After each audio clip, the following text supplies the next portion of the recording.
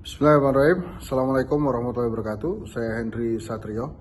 Kalau kita ingin mereview hal-hal yang terjadi di 2025 dan kemudian bagaimana atau apa yang akan terjadi di 2026, memang kita bisa melihat dari 4 angle bidang, yaitu politik, ekonomi, hukum, dan komunikasi, gitu ya.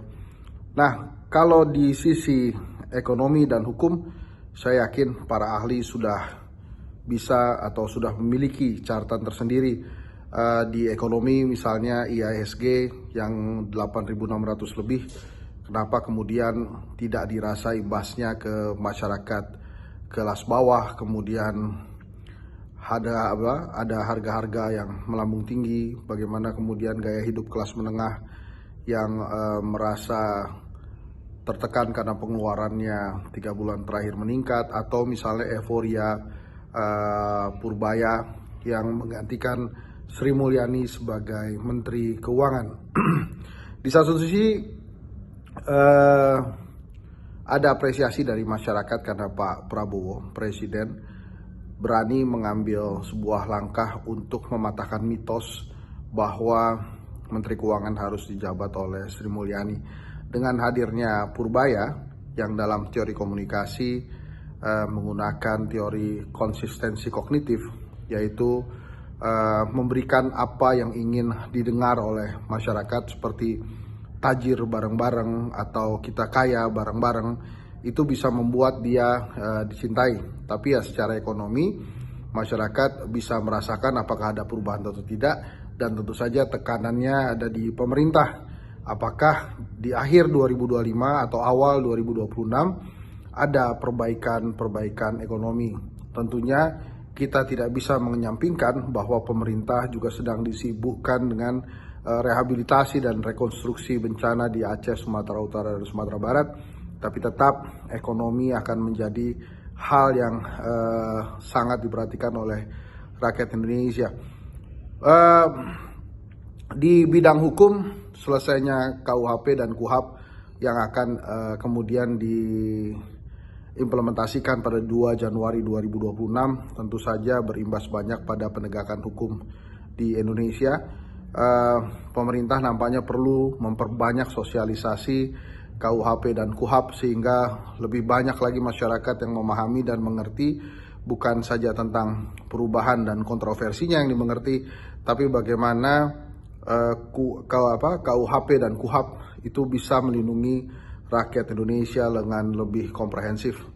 Nah, dari sisi hukum juga kita melihat bahwa atau mengingat Pak Prabowo memberikan amnesti, abolisi, dan rehabilitasi pada tokoh-tokoh atau warga negara yang dengan KPK dianggap melanggar atau melakukan korupsi. Nah, hal ini juga akan menjadi catatan penting di 2026 mendatang. Apakah kemudian Presiden kembali akan memberikan amnesti, abolisi, dan rehabilitasi khususnya pada tokoh-tokoh yang memang dikriminalisasi gitu. IRA di ASDP tentunya menjadi perhatian dan menjadi pembelajaran, mungkin juga jurisprudensi, bahwa bila tidak terbukti memperkaya diri sendiri itu bisa mendapatkan rehabilitasi.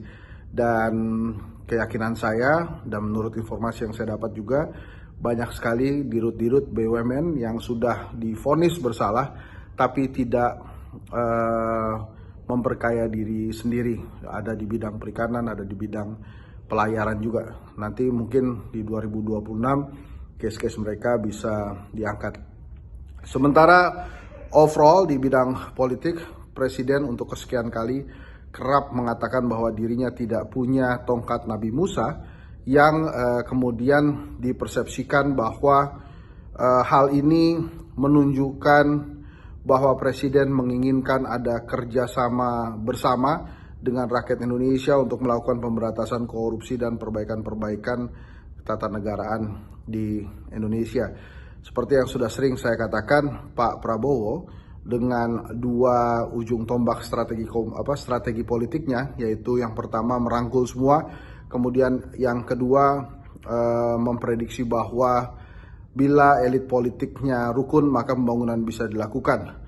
Itu yang kemudian menjadi dasar pembentukan kabinet dan melakukan beberapa kali reshuffle di 2025. Sangat mungkin Presiden juga akan kembali melakukan reshuffle di 2026 atas dasar penilaian publik terhadap kecakapan menteri-menteri beliau. Memang salah satu hal yang terlihat dalam perpolitikan di Indonesia ada gap atau jarak kualitas antara Presiden Prabowo dengan para menterinya yang sangat mungkin itu segera diperbaiki dengan reshuffle kabinet di 2026. Yang juga tidak kita lupakan adalah kejadian 28 Agustus 2025 yang sangat bisa menjadi pijakan perbaikan-perbaikan politik di Indonesia. Saya bergeser sedikit atau kembali ke bidang hukum. Di ujung tahun 2025 ada polemik tentang Perpol nomor 10 yang dikeluarkan oleh Kapolri yang sebagian menganggap itu tidak bertentangan dengan keputusan MK, tapi sebagian juga menganggap itu bertentangan dengan keputusan MK. Menurut saya para ahli hukum harusnya bersuara dan DPR RI juga sudah bersuara bahwa itu tidak melanggar MK. Tapi saya lagi-lagi bukan ahli hukum. Yang saya lihat adalah dalam komunikasi publiknya pemerintah kerap kesulitan untuk menyampaikan pesan-pesan komunikasi yang dimengerti oleh rakyat. Nah, karena saya sudah masuk di ranah komunikasi, maka saya akan bahas komunikasi politik pemerintahan yang selama di 2025 nampaknya mengalami tekanan yang luar biasa, challenge yang luar biasa karena ketidakcakapan aparat pemerintah untuk menyampaikan pesan-pesan komunikasi di publik sehingga kerap menimbulkan gesekan-gesekan atau riah-riuh komunikasi pada pemerintah. Kita masih ingat misalnya ada riah-riuh tentang kebijakan LPG 3 kg, kemudian ada insiden kepala babi, insiden tukang es teh, kemudian insiden DPR ya yang menyebabkan tersulutnya emosi rakyat di 28 Agustus 2025 lalu. Ditambah lagi pada tutup tahun saat bencana muncullah berbagai pesan komunikasi yang tidak cakap seperti bencana hanya mencekam di media sosial, kemudian ada pencitraan-pencitraan yang dilakukan oleh pejabat publik hingga akhirnya pemerintah di ujung tahun 2025 harus melakukan klarifikasi besar-besaran tentang apa yang mereka lakukan untuk penanggulangan bencana Aceh, Sumatera Utara, dan Sumatera Barat. Tentu saja dalam buku saya, riah-riuh komunikasi yang baru saja dimunculkan, ada beberapa perbaikan sebetulnya yang bisa dilakukan oleh pemerintah dan semuanya termaktub dalam teori-teori komunikasi yang sudah ada di dunia akademisi Indonesia.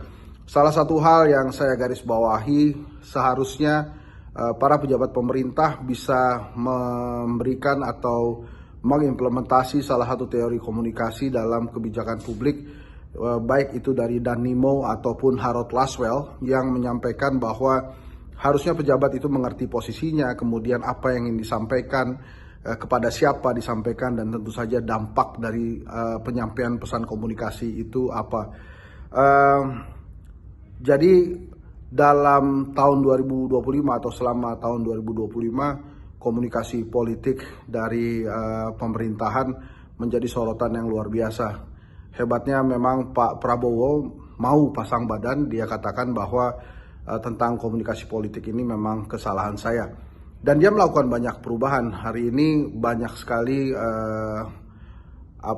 pejabat-pejabat yang memang harus mengurus masalah komunikasi, baik itu di Kominfo maupun Badan Komunikasi pemerintah ya, tapi itu dibutuhkan lagi kegiatan-kegiatan atau cara-cara serta penyampaian komunikasi yang lebih baik dari sebelumnya. Khusus untuk bencana, saya menyarankan pemerintah segera membuat media center untuk mengupdate banyak hal yang dilakukan oleh pemerintah dan para relawan mungkin atau saya sarankan pemerintah perlu mengajak relawan duduk bersama di dalam media center tersebut untuk saling mengupdate daerah-daerah mana yang masih perlu dibantu, daerah-daerah mana yang bisa dimulai rehabilitasi dan rekonstruksi seperti pembangunan rumah sakit, pembangunan sekolah, dan tempat tinggal. Di 2025 kita juga bisa menyaksikan bahwa homeless media itu berkembang sedemikian rupa menyaingi media massa konvensional dan media sosial. Homeless media ini adalah media-media yang dikelola oleh publik, oleh masyarakat yang menyampaikan up to date atau update peristiwa-peristiwa maupun kejadian-kejadian yang memang terjadi di 2025. Rujak Politik adalah salah satu homeless media, belum lagi media-media lain seperti info sebuah daerah atau GNFI atau media-media homeless yang lain. Nah, untuk di 2026 Pak Prabowo masih punya pekerjaan rumah di bidang komunikasi untuk memperbaiki pesan-pesan komunikasi maupun pejabat-pejabat yang mengurus komunikasi, dan yang paling penting adalah mereka harus berhitung terhadap dampak yang diberikan kepada publik pada saat pesan komunikasi itu disampaikan. Kebebasan pers itu juga menurut saya masih menjadi hal yang penting untuk diperbaiki dan ditingkatkan di era Pak Prabowo di 2026. Di bidang politik menurut saya ada hal yang disampaikan oleh Ketua Umum Golkar yang akan mempengaruhi perpolitikan di Indonesia, yaitu usulan tentang koalisi permanen dan pemilihan tidak langsung bagi kepala daerah. Koalisi permanen ini harus hati-hati dipertimbangkan oleh Pak Prabowo karena keberhasilan sebuah pemerintahan itu bukan ditentukan oleh koalisi, penilaiannya bukan ditentukan oleh koalisi, semuanya ditentukan oleh presiden. Baik buruknya baik untuk presiden, buruknya juga untuk presiden. Jadi pasti koalisi juga akan menyelamatkan dirinya masing-masing bila ada penilaian atau citra buruk dari masyarakat. Dari sisi ekonomi, pertempuran antar kelas harus bisa dihindarkan karena hari ini kita dapat menyaksikan kekayaan para golongan tajir atau level kaya sekali di Indonesia itu makin meningkat. Kelas menengah sangat tough, saya sudah sering sampaikan di 2025 kelas menengah ada yang masuk ke level mantap, makan tabungan, tapi ada juga yang masuk ke level maut, makan utang, bahkan sudah di level mampus, maaf kami sudah putus asa. Nah di 2026 bila pemerintah tidak berhasil memperbaiki ekonomi di Indonesia, tentu saja ada persaingan antar kelas yang tidak kita harapkan seperti yang terjadi di Nepal. Jadi menurut saya keuangan keluarga harus segera diperbaiki, PHK harus segera dihentikan oleh pemerintah dengan memberikan insentif-insentif ekonomi dan insentif-insentif usaha bagi masyarakat luas. Terakhir, penegakan hukum seperti saya sudah katakan di 2026 KUHP dan KUHP akan dilaksanakan atau diimplementasikan. Tentu saja kita doakan supaya penerapan KUHP dan KUHP ini bisa menjadi hal positif buat masyarakat Indonesia sehingga justru bisa meningkatkan kehidupan hukum di Indonesia. Banyak prestasi yang sudah ditorehkan oleh Presiden Prabowo, tapi nampaknya di 2026 prestasi-prestasi itu harus lebih ditingkatkan. Program-program flagship Presiden Prabowo seperti makan bergizi gratis, kemudian koperasi merah putih atau pemotongan pajak itu diharapkan bisa meningkatkan perekonomian di Indonesia dan harus diperbaiki. Saran saya kepada pemerintah adalah menghentikan menganggap rakyat sebagai angka. Jadi jangan sampai kemudian ada komunikasi-komunikasi yang menyimbolkan masyarakat dengan angka. melaporkan bencana enak saja menggunakan angka-angka tanpa ada rasa empati. Terkait dengan bencana, rehabilitasi dan rekonstruksi harus segera dilakukan. Jadi saya mendorong negara segera membuat badan rehabilitasi dan rekonstruksi, tapi sebelumnya crisis center dan media center harus dibuat untuk mempercepat pemulihan atau recovery di daerah bencana. Kurang lebih itu. Di 2026 adalah tahun kedua setengahnya Presiden Prabowo untuk memimpin Indonesia. Diharapkan hal-hal baik yang telah terjadi di 2025 seperti komunikasi yang baik antara presiden dengan mantan presiden, ya. Pak Prabowo sangat baik komunikasinya dengan SBY, dengan Megawati, dan dengan Pak Jokowi. Itu harus ditingkatkan. Kemudian program-program ekonomi yang selama di 2025 masih tough untuk menunjukkan gigi, seperti Danantara. Diharapkan 2026 Danantara benar-benar bisa menjadi kekuatan ekonomi Indonesia dan bisa memimpin ekonomi Indonesia lebih baik di 2026. Hubungan atau komunikasi antara presiden dengan eksekutif, hubungan komunikasi presiden dengan legislatif yang memang sudah baik harus lebih ditingkatkan lagi. Hubungan Sufmi Dasko Ahmad dengan Prabowo yang sudah sangat baik, hubungan Dasko dengan para menteri yang sudah sangat baik, itu diharapkan di 2026 bisa ditingkatkan sehingga bisa mempercepat lagi pembangunan di Indonesia. Teman-teman semua, prestasi harus kita puji. Bila ada yang kurang, mari kita memberikan masukan kritis. Tentang bencana di Aceh sendiri, memang dimengerti banyak sekali yang sudah dilakukan oleh pemerintah, tapi nampaknya warga masyarakat mengharapkan hal lebih dari yang telah dilakukan oleh pemerintah. Sebetulnya kritikan itu bukan berarti mereka tidak senang dengan apa yang dilakukan oleh pemerintah, tapi ada harapan yang lebih tinggi lagi dari apa yang telah dilakukan oleh pemerintah Indonesia saat ini untuk penanggulangan, rehabilitasi, rekonstruksi bencana di Aceh, Sumatera Utara, dan Sumatera Barat. Sedikit saja, di awal 2026 Indonesia akan menghadapi atau akan bertemu dengan Idul Fitri, dengan Lebaran. Diharapkan ketersediaan pasokan pangan seperti beras, kemudian kelapa, dan lain-lain itu bisa harganya terjaga sehingga bisa menjadi titik tolak pemenuhan kebutuhan rakyat Indonesia. Dan dari sisi keuangan keluarga juga bisa lebih baik lagi.